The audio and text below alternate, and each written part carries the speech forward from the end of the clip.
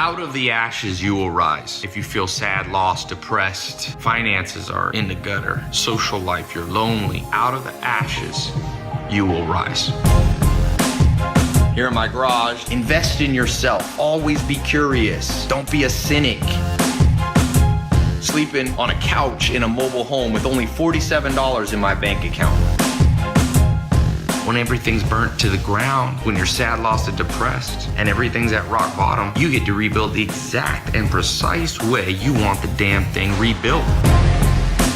Health, wealth, love, happiness, each of these 4 goals. Okay, everybody, welcome to the Tai Lopez podcast, SoundCloud, radio, whatever experience you want to call it. This is episode 101. We're talking about today what they should have taught us in school. So got a live audience here. I actually brought a whole bunch of people from my company, from my office, and I said, I want you to let's talk about a handful of topics that you wish they had taught you in school. I got my co-host, Zach, a.k.a. SeaWorld Hat. People have been wondering about your hat, Zach. Hello! We're running live here. For some of you who are listening to the recording. Can they see me? Yeah. If you see yourself in the live, that means they can see you. For those of you listening at a later time, not live, you can always watch. I try to put these live on my Instagram, YouTube, Facebook, and Twitter live. I'll probably have at least 100,000 to 400,000 people watching this live, so it's kind of cool. So, yeah, we're running behind the scenes. You can see me getting bothered when things aren't set up correctly. Somebody's commenting, Tai, you're mean. I'm not mean. You have to differentiate in life mean and a realist. We got people that are too optimistic. They think everybody does a good job. They think everybody's smart. And then you have pessimists who think nobody does a good job and nobody's smart. I am neither. I am not an optimist or a pessimist. I am a realist. And the sooner you become a realist in your life, the quicker life gets together. The world needs more tough love. You know, I'm going to tell you a good story. I sat next to Kobe Bryant last year at the end of the season for I sat the 3 out of the last 4 games he played before he retired. And there's a seat. It's the baddest ass seat you can sit in. It's literally basically attached to the Lakers bench. It looks like on TV people are watching me going, Tai, you playing for the Lakers? I'm sitting there on the end. And Kobe Bryant sits on the end or sat at the end for his last season. And there was a player, I won't say which player, but one of the players who's no longer with the Lakers he was sucked that game. And I could hear Kobe Bryant, and I'm going to tell you this, I don't want to reveal everything I hear on the bench because I sit on the floor and I don't want these guys to not want to talk around me, but he was a lot harsher than you would think. Actually, if you know Kobe, you could believe it. Anyway, so Kobe's sitting there, and he's talking to, I forget who he was talking to, Julius Randle or one of these guys, or Meta World Peace. And he said, you know what? This world needs less positive encouragement. Basically, exact words. And then he yelled out. So this player who was on the Lakers, who's no longer there, had missed, I think he airballed or something. So while there was a free throw, Kobe Bryant sitting there, yells out to his own player. He goes, you suck. Now, there's 2 interesting lessons from this. Number 1 lesson, it wasn't D'Angelo Russell. It was a bench player Kobe Bryant yelled out. And he goes, you suck. And the guy turned around, and he looked at Kobe during the free throw, a little break there, and he goes, I know. And he just looked at him like, I know, I'm sucking today. And the interesting thing is the next play, he went out and hit a shot. And the point that Kobe, I think, was trying to make, I don't want to put words in his mouth, but sometimes you got to just be real with people and be like, today you suck. And the flip side of that story is that sometimes you got to be like the player on the other end who's getting the truth told to them, who doesn't get butthurt and just says, you're right. And we live in a world now. That's one thing. I love Twitter. It's funny. It's its own ecosystem. If you want to learn social media and business, you got to be on Twitter, in my opinion. And Twitter, there's a lot I like about it, but there's a lot I hate. And one thing I hate, it's literally people getting butthurt about everything. And And then it just feeds on each other. And so we live in a world where people like Kobe Bryant can't just tell the truth to somebody. Hey, you suck today. And the other side can't just go, you're right. Because then what happened the next play? He hit the shot. And so you have to encourage. There's a saying in the Bible. It says, and I don't know the exact verse, but it's actually in the Old Testament. It's a proverb. It says, encourage a fool and he'll get, reprimand a fool and he'll get mad at you. Right? And but if you do it to a wise man, he's happy. He wants it. He asked to bring it on. Zach, you're a preacher, son. Find that verse. It's in Proverbs. Do you know it? Zach's dad's a preacher. No, I don't know it. Not by heart. Not anymore. I used to. Zach's mom's. She's still visiting. Yeah. She would be disappointed if you didn't have that memory. If you didn't have that Bible verse to memory, man. I blame the beer. Zach's always shocking his mom. He's moved out here to Hollywood. His mom goes, we went to see Despicable Me 3, and Zach's mom's like, Zach, why are you wearing sunglasses in a movie? Zach saw a horror movie and couldn't understand it because it was too dark. I was like, who are these people? You know how horror movies are a little bit dark to start with. Here's Zach in there trying to piece together this horror show. What's the verse? I created my own story when I was watching it. Oh, yeah? I just made it all up. So what's the proverb? Proverbs 9:8. Chapter 9, verse 8. Do not rebuke mockers or they will hate you. Rebuke the wise and they will love you. Yeah, there you go. You know, and I'm not. Do you want all? I'll say all versions. No, don't say. Zach has 83 versions he wanted to give. But the point is, you got to ask yourself at some point, which one are you? You know. All right. What I wish they had taught us in school. First question. What do you got? How to approach investors. All right, we got a business question. Who here has a business idea? Who here has heard the saying, it takes money to make money? So some businesses, you're going to need investors. I've done businesses that I've launched completely just using my own money or very little money to start. But some businesses, I've raised investor cash. The first 2 businesses I ever launched, I got investors to put some money in. So how do you do it? So I'm going to give you 3 steps that I've used. Okay, there's other steps. I just can give you my experience. The number one step that I use to get investors is you have to kind of remind them of themselves. What do I mean by that? Well, look, usually smart investors believe in you as a person. That's why they invest. So a lot of people think that if you tell them an amazing idea, that then they want to invest. But no, good investors are smart. They realize it's all about the person. The quality of the person. Because think about it. If someone has an amazing idea, but you feel like they're going to cheat you, you feel like they're lazy, you feel like they're stupid, you don't care about the idea, you're not going to give that human the money because they're going to waste it. So what that means is how you come off to them in terms of your skills really matters. So what do people love more than anything on planet Earth? Do they love a good business idea? No, they love themselves. Humans love themselves. Mark, if you're taking notes, humans love themselves. You know, Zach has advice for Tinder. For the most part, the way you get somebody on Tinder is because they think it's good for them. They're not thinking about you. They're not looking at Zach and going, with that flannel shirt and sunglasses, my goal is to make his day. They mostly care about themselves. They want to find a date. That's what I tell them. I'm here for you. See, Zach's one step ahead. Do you find most people look at that outfit and go, that's what I'm looking for? Most of the ladies look at that outfit and they want to take it off. but not in the way I wish they would want to take it off. It's usually to get rid of it. Oh, they want to take it off and make you go shopping for something better? It's a different kind of... I try to make you think they want me. I see what you did there. Zach's very witty. This is my witty friend. That's why he's the co-host here. Or I'm his co-host, actually. He's the host. I'm the not straight man. Yeah, we're the... You said it. Okay, so when an investor is thinking about... when you're approaching them, at some point, this investor, especially if they made their own money and didn't inherit it, they were smart.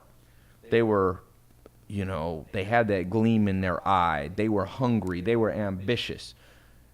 And if you remind them of that when you're talking, then you're working on a psychological trigger, which is called the liking bias. So there's 25 cognitive biases of the human brain that psychologists and scientists have found. The most powerful ones are reward, pain. There's complicated ones like Kantian fairness and reciprocity, urgency, chemical bias, all these. But one of the top 5 biases is the liking bias. If people like you as a human, and what makes them like you? You remind them of themselves, or you provide some reward to them, like Zach taking off his clothes for the Tinder ladies. Do they see that as a reward, or is that pain bias? It's like tomato. No, reward A and pain. tomato situation, yeah. So that's the first thing. You got to come off not in your words, not in your ideas, as somebody that's excited, that's smart, that's sharp, that knows what they're doing. Number 2, and this is very important, you got to weave a story, because people often talk about their product. They'll be like, oh, I got an app. I'll tell you a very common app idea. People nowadays, when I'm like, what business do you want? They go, I've got the next Uber of blank. Okay, that's a dime a dozen. It might be a good idea. And people also, this is a common one, a video dating app. I've had 1,000 people. In fact, yesterday, somebody pitched that to me. Tai, a video dating app where instead of pictures, you see videos. Okay, that's just an idea. It doesn't get me excited. If you've got some angle, some story that's relatable, for example, let's say you had an idea. Another common one is let's just use the video dating one, because that's the actual one that someone did pitch to me yesterday. So I would tell a story. I'd be like, all right, I'm out. I'm at home one night. I go on a dating site. I go on Tinder or Match.com. This gorgeous girl appears in my feed, and she replies to me, and we start emailing, and she lives an hour away, but she's so beautiful. And you're talking to the investor, and you're like, and I drove all the way there, and I was so excited, and I canceled I took a day off from work, and then I got there, and that picture must have been from 5 years before, because they were nothing. I won't even say. I'm afraid to say what. We'll just say they weren't attractive. Right? If I just had a video, I would have been able to confirm that, because it's hard to lie on video. You can lie on a picture. It's hard to lie on video. Now, I started, and you're still talking to your investor. You're weaving a story. So I went and I texted 10 of my closest friends that are single. And I said to them, without leading the question, I just said to them, what's the biggest problem you've had with online dating? And here's my informal survey. It's not statistically significant, but it's somewhat significant, because it's 10 of my friends. 7 of them said the number one problem is the person doesn't look, speak, or come off like I thought they would when I saw them online. And so it's a real problem. And I asked them, would you pay for an app that you could see the person? And out of those 7 people that had that problem, 6 of them say yes. So this is a good idea. And then and that's just a story off the cuff. Obviously, if I was pitching to a real investor, right, I would come and really think this through. But you see how the power of a story versus just having a slideshow where you go, it's like Ollie G. One of my favorite Borat, was it Borat? No, it's Ollie G. When he goes to an investor, you got to Google this. This is the funniest Ollie G. He goes to the investor, and he's trying to pitch him on the ice cream glove. And he has a little whiteboard, and he writes out, he goes, you need to invest in me because here's how many people have hands. So it's an ice cream glove, so the ice cream doesn't drip on you. He goes, number of humans who have hands, and he's like 7 billion. Number of people who like ice cream, 6 billion. I multiply those together, and I multiply it times $14 a glove, and the market for this is $48 trillion. Okay, believe it or not, that's how a lot of people. What's funny is there's 2 investors sitting in a room. Just shows you how weird people are. One guy goes, that may be the worst idea I've ever heard. And the other investor who hadn't figured out that the Ollie G show is a joke, HBO joke, the other guy's like, no, I can kind of see it. You put the glove on. I'm thinking, this guy's an idiot. All you do is throw numbers in front of his face and he's sold. Yeah, he's sold. So occasionally that idea will work, but a story works a lot better. Don't just do your ice cream glove numbers. Okay, so that's number 2 to get investors. Number 3,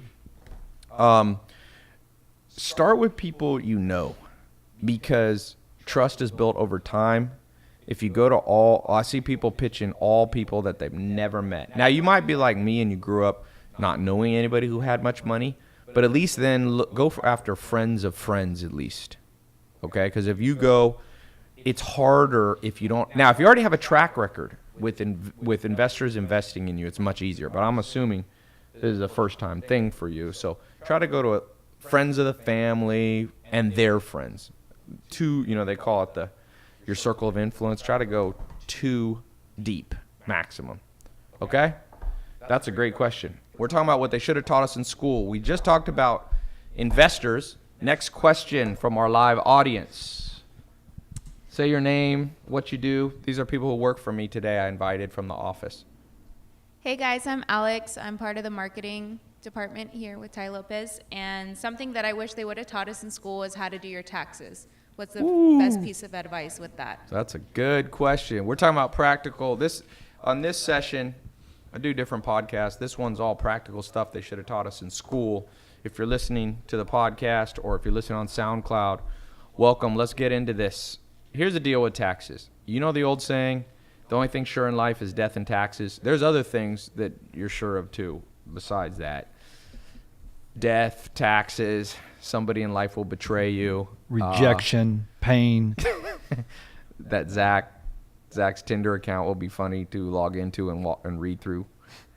What's your opening line? How are your morals? How are your morals? Do you have a backup line for that? You mean if they respond? No, do you say that to every single girl? How are your morals? Does your mom know about that? It depends on how busy I am that day. I can just copy and paste. It's a lot easier. So you're a copy and paster on Tinder? I'm busy. Okay. I've got a lot of Tinder to respond to. Ooh. Okay. So let's talk about taxes. Bring it a little closer. There we go. Here's the deal with taxes. The number one thing to know is, unless you are an actual accountant background, I highly recommend that you hire an accountant, even when you don't have much money. One of the big problems, especially for those of you who have started a business or are thinking of starting a business, on day one, not using a professional accountant, preferably somebody with 3 letters behind their name, CPA. It's not that much more expensive to get a real CPA, certified public accountant. It's a hard title to have. They're basically licensed. It's tough to get. It's like a medical doctor. All right, they're going to do a better job most likely than somebody who's not a CPA. There's good people. There's something called an EA, which is an enrolled agent, which basically means they've kind of been certified by the IRS kind of thing, that they're good with taxes. But CPA is even better than an EA. Usually. There are exceptions where EAs are better. CPAs have to have a certain amount of college. This is a profession where a college degree, I do think, helps. You guys know I'm a college dropout. I don't always think college is good, but sometimes college is good, and that's a specific, medical doctor, it's good. College is good. Med school. You want to become a doctor, go to med school. You want to be a surgeon, go to med school. You're not going to learn that. Please don't experiment on people. I'm just going to go set up in Mexico. I'm going to just learn. I'm just going to go till I learn. You're going to kill a lot of people. There's an old saying, the young doctor fattens the graveyard. So please don't fatten the graveyard, kill people. So, number one, get a CPA. But, number two, there are some things you should know. And here's one of the most important things. In most countries, and I'm speaking specifically to the United States tax code, somebody said the dudes in the back look nervous. You guys look nervous over there? We should have, why don't one or two of you sit on the end versus right there? Might be good, because there's an empty seat right there. It's almost like we can see what you guys... Could you sit on the end there? Yeah, it'll look better. It's almost like we get to peek in on what they're like on their first dates. There we go. You guys nervous on your first date? We're getting a little sneak peek. You don't get nervous? He's got ice in his blood. Okay, so number 2, I was talking about in most states, really all states of the United States, and most countries follow similar laws, but they are different. The U.S., for example, is the only country in the world that taxes you on worldwide income you earn. So if you're an American and you make money in a business that you operate in Mozambique or Japan or Russia, okay, you have to pay taxes in the U.S. Almost no other country in the world does that. Sweden, for example, if you live in Sweden, that's why a lot of Swedish people or Norwegian people, this is a billionaire, a famous guy, he's a big shipping billionaire. He left Norway and he goes in, I think he's in Malta or Cyprus. You know why? Because Malta and Cyprus basically have no taxes, or Dubai is another country with almost no taxes. And in Norway, if you leave and make that money outside, you don't have to pay Norwegian taxes, which are high. They're about 50 to 60% total taxes, okay? Plus some other taxes they got pensions on.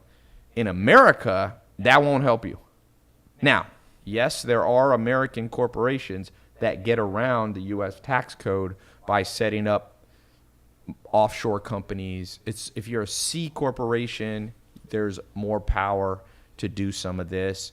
You also can get a tax credit as a U.S. person. So if you operate a business in Mozambique, okay, and you pay Mozambique taxes, if there's a treaty with the United States, some of those taxes will be reduced in the U.S. and you'll pay them.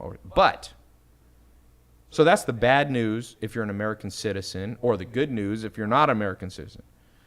The good news for Americans and many other countries, a lot of countries this way, is that if you own your own business, part-time or full-time, it's got to be a legitimate business. You can't do this, have some, people used to set up, rich people used to set up fake horse farms. They used to buy really expensive horses and then deduct all their expenses. We should, by the way, we should have, why don't you two come here? It'll be better for all you, because we don't see you at all in here. So in the United States, the best legitimate way to save on taxes that the IRS allows, if you do it right, it's not breaking any laws, is to own a part or full-time business, okay? And then you can deduct a lot of things legally. Now, if you watch the debates with Donald Trump and Hillary Clinton, there is a very interesting thing that polarized, because some people thought Trump was a genius, and of course some people hated Trump. She talked about how he got out of so much taxes, and he said, yeah, that's because I'm smart. That was a pretty powerful line.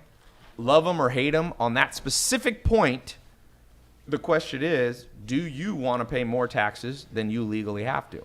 I'm not talking about breaking the law or even ethically breaking the law, but if you own a business, part of the reason that Donald Trump, and I probably shouldn't bring up Donald Trump because people are so emotional about politics, but the reason he was able to deduct $1 billion 1 year is because he lost $1 billion. So in America, when you lose money or you have a legitimate expense that's really for business, you don't have to pay taxes on that. It subtracts out. It's called a business deduction. Now, you need to ask your CPA, because some people try to do shady stuff and deduct stuff that's not deductible. For example, certain things are very hard to deduct. You can't buy clothes for your business and say, I needed a nice suit, I can deduct it. There's specific laws that said, no, you can't do that. Also, sports tickets. Some people would go and try to spend, there's specific laws on sport tickets. So if you want to go see the Lakers or the Knicks, there's some limitations on your tax stuff. So again, the biggest picture thing to understand, going to your question, is owning a business is a great way. Now, let's talk to number 3. When you don't own a business, for those of you who don't own a business, there's nothing wrong. Not everybody needs to be an entrepreneur, because some people have to work. They're called intrapreneurs. Some people, like the people behind me here who work for me, they're what I call intrapreneurs. They're working inside of an entrepreneurial company, okay? And there's nothing wrong with that. In fact, believe it or not, some of the richest people in the world are intrapreneurs too. An example is Bill Gates was an entrepreneur. He started Microsoft with Paul Allen, 2 guys. But he's made more people millionaires who were employees because they got stock options. Another guy that became wealthy who was not the initial entrepreneur, Steve Ballmer. I had dinner with him. He's worth $28.5 billion, and he was an executive, but he was an employee. So, no, but if you are an employee, that means in the United States, you get what's called a W-2. At the end of the year, they issue you this thing called a W-2, which is how much your paychecks were for. Now, in the U.S., most of the time, they're subtracting out your taxes every paycheck. As long as you say the right amount of deductions that you have. So you can't make up children that you have because you get a tax deduction for children. So you can't lie. Some people try to lie. They'll be like, I got 8 kids or 4 kids, and they really have none. Don't do that. I'm going to tell you this. There's certain people you want to mess with in the world. Don't mess with the IRS. These dudes are no joke. Even Al Capone, one of the most powerful Godfather, gangsters of all time, what did he go to jail for? Did he go for jail for one of the massacres he did? I think it was called the Valentine Day Massacre. Let me tell you how powerful Al Capone was. A little side note, I love history. Al Capone at one point during the height of the Prohibition when he was powerful, I think this is in the 1920s, a judge pisses him off. Al Capone walks in the courtroom, walks all the way down the hall during a session when the court was in session, goes up to the judge and punches him in the face. Turns around, puts his coat back on, and walks out. And not one person touched Al Capone because every policeman in that courtroom was on his payroll. That's a lot of power for a gangster, right? But even all that power, the IRS got him. And so you see people messing with the IRS, be careful. Be careful with the IRS. And the quickest way to get in trouble with the IRS is not follow these rules I've given. Number one, not use a CPA. Because then you're not even trying to do something wrong and you make a mistake. When you got a good CPA on your side, and they're not that expensive, you can get a CPA, H&R Block or one of these firms. I forget the other one, tax something or other. A lot of times you can get your taxes done for $200 a year. And I know that's a lot of money, but welcome to the world. You want to make a lot of money, you're going to pay some taxes. And you're going to pay somebody to help you do it right. And here's why it's usually not a real expense. The $200 you spend, they'll probably save you that much in telling you about a tax deduction you didn't know about. Don't do your own taxes, I guess is what I'm trying to say. And number 3, that'll help you when you're an employee because there are certain deductions you can get. If you have children, there's things if you have a home mortgage. There's things if you have a disability, I think now. And I'm not a CPA, so check with the CPA. But there's tons of legal deductions that you can get. One of my friends told me about a deduction. I haven't even looked into it if it's true. He said there's some kind of deduction if you do an event at your house. You can deduct how much it would have cost if you would have done the event at a hotel. I never heard of it before. I don't know if it's legit, but he swears his CPA told him. But a good CPA is going to look through your taxes and be like, oh, boom, boom, boom, boom, boom, boom. Don't underpay or overpay your taxes. That's my advice. Do you think the rich pay their fair share in taxes? Good It's a question. good talking point. Let's talk about the rich. I feel like you're trying to catch me in my words because no matter what you say, somebody's going to be mad. So, and I would also ask, should we define rich? Okay. Because that's kind of a broad. So what's the definition of rich? I think a good definition of truly rich, if you go on the IRS website, people who make over $450,000 a year are in the 99.99 percentile. It's very rare for somebody in America, and this applies to all countries, okay, to make over $450,000 a year. So let's just call it that. Should people who make over, I was surprised. I thought it would be, there's only about 70 people in the United States who make over $50 million a year. Very few, very few. That's less than 10. I said 70. I thought you said 7. I said there's less than 70, and Zach said that's less. Zach is a product of the public school system in America. Yeah.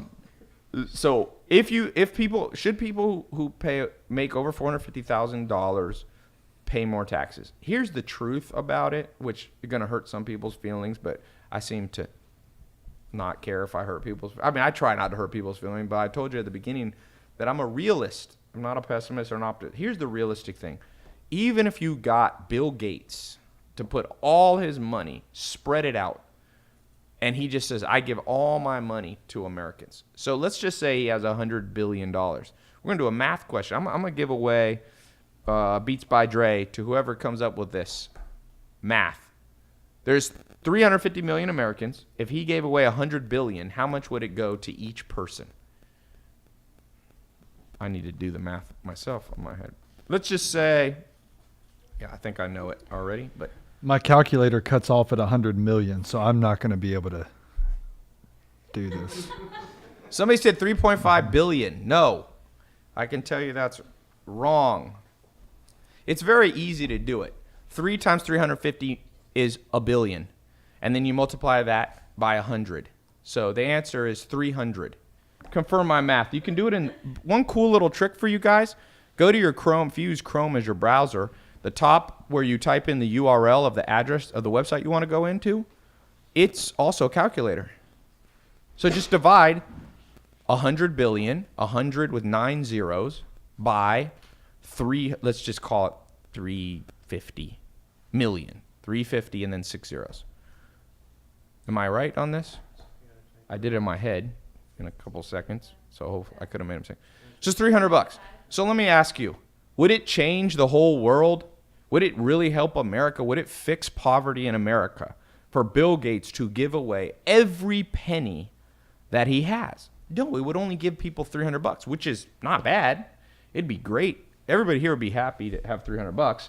But would that change you? Would you go? Would you now have, live in luxury? No. So the real solution is you can't tax people enough to completely solve the problem of poverty. And I'm all for ending poverty. The solution to ending hunger and starvation and poverty, if you talk to a smart economist, okay, is one thing. And that is you must increase the productivity of every person. So productivity in the 1700s was very low per person. Everyone in America was this much productive. Now, because we have technology, one person can do a lot. I mean, think about it. Think about what one person can do now. One farmer can grow enough food for, let's say, 30,000 people. I'm just guessing, okay? But I'm sure it's around that ratio.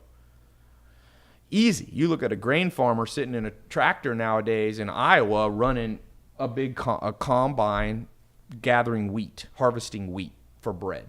One guy can do hundreds of acres with satellite technology. Back in the 1700s, no matter, one guy could do 1 acre. So the solution is technology and education for people. You have to make people smarter. And so sometimes people get mad and like, Tai, you show pictures of Lamborghinis on your Instagram. You have girls in bikinis, even though I own a bikini company. And I'm like, you guys don't get it, do you? I'm motivating people to get smarter. And you know what makes people smarter? Rewards. So the answer, Zach, is you can tax the rich more or less. It ain't solving the problem. And that's why I don't like politics that much. Probably some people pay some rich people pay too little, and probably some rich people pay too much. But it don't matter because it ain't fixing you and I situation. If you don't have enough money, you could go and try to hijack the bank account. And remember, and so this is the second part of your question, which drives me nuts. Be very careful of getting all your information from news reporters. News reporters, either they're biased. This is my experience with reporters. A lot of them, not all of them, a lot are dumb or act smarter than they are. Because let me just ask you this. What do you think? So Bill Gates has almost a net worth of 100 billion, a little under. Do you think he has a big room full of cash that he hoards it and goes, ha, and it's like, he's like Golem and he's like, my ring, my cash. No, I bet you Bill Gates doesn't keep more than 10% of his money liquid. That means 90%. It probably is higher. 90%. That's $90 billion. He has in bank accounts. What does the bank do? They loan out money to individuals to buy houses. You and I are probably touching some of Bill Gates' money right now in your Bank of America or Citibank or HSBC. It's recirculating throughout the world. Bill Gates bought, even you could argue, well, he bought this big mansion. He's got this like 50-room house with electronics. So you could argue, but you know how many people he employed to build that? That house probably cost him $50 million. Do you think he took the $50 million and burned it? No, he gave it to people, and then they went out. Somebody got paid $100,000, one of the subcontractors. That guy took the $100,000 and he put it on a down payment on a house for himself and his kids, or used it to put his kids in college or whatever. So people are very idiotic when it comes to how money circulates. The way you fix the problems in the world is one way, and one way only. And that is Jesus. Oh, I thought you were doing a giveaway. I was trying to answer. This is not a religious show. Zach, like I said, grew up, he said Jesus. This is not religious. I'm not that religious. But no, you make people smarter. In every country in the world where you've made people smart. Nelson Mandela has a great quote. I wish I had memorized it perfectly. And this is, the man who helped break up apartheid in South Africa. He won the Nobel Peace Prize.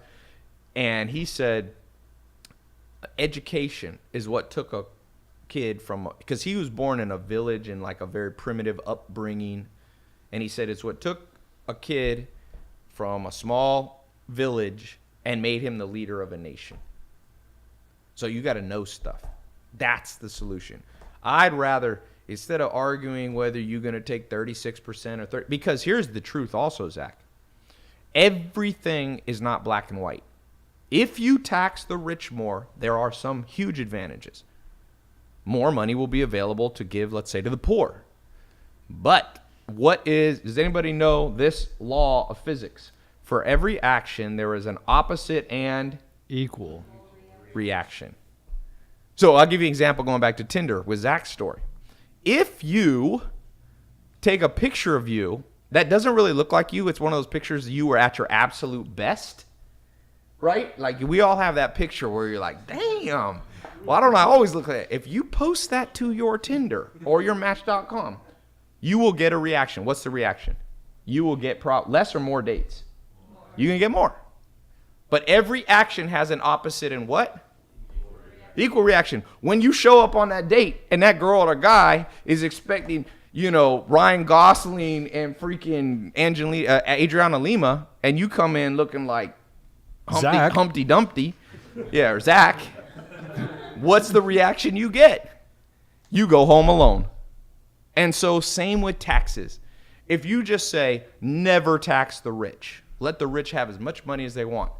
Okay, there's some advantages to that. The rich will then have more money. They'll invest in new businesses. A lot of rich guys invest in businesses. So that's good. But the downside is some poor people, like Meals on Wheels, got cut. Some poor people will suffer. But the flip side also has its problems. And that's why one of my favorite sayings in life is, there are no solutions, only trade-offs. So pick your poison. I put two famous sayings together. Pick your poison is an ancient one, like a Socrates one. And there are no solutions to anything. So there's no solution to your Twitter problem. There's only trade-offs. If you put a better picture of you, you get more disappointed dates, but you get more of them, and maybe one of them likes your personality. If you put your worst ugly picture, you get less dates, but the trade-off is anybody who goes out with you probably don't care about how you look. You see? So you got to be smart. We're in a world where people are dumb. There's a lot of idiotic and bad logic in this world. When it comes to money, people are stupid. Okay, that was a good question by Zach. We're getting ready to end this episode, but guess what? I'm recording 3 episodes at once.